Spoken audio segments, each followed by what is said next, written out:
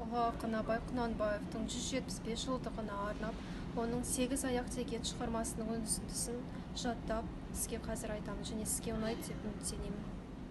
Алыстан сермеп, жүректен тербеп, шымырлап бойға жайылған, қиуадан шауып, қисынын тауып, тағына жетіп қайырған, толғау 90 қызыл тіл. Сөйлеймін десең, өзің біл. Өткірдің жүзі, кестенің бізі, өрнегін сендей сала алмас. Білгенге маржан, білмеске арзан, надандар бақыра ала алмас. Қиналмай бекер тілмен жақ, күңіс құлақ ойға олақ. Басында ми жоқ, өзінде ой жоқ, күлкішіл кердей наданның. Көп айтса көнді, жұрт айтса болды, әдеті надан адамның.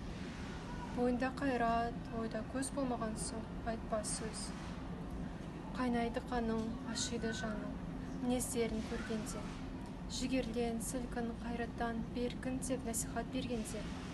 Ұятсыз, арсыз, салтынан қал кетер артынан.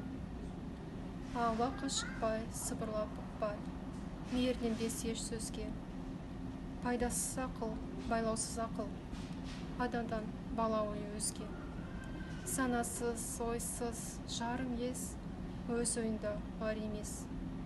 Тасса өсек, ысқыртса кесек, құмардан әбден шыққаны, күпілдек мақтан, таптың қаққан, аңдығаны, баққаны, ынсап, ұят, терең ой, ойлаған жөн жоқ, жауап жоқ. Болмасын кекшін, болсайшы көпшіл, жан аямай кәсіп қыл, орынсыз ыржаң, болымсыз қылжың. Боламы дәулет, нәсіп бол, еңбек етсең ерінбей, туады қарның тіленбей.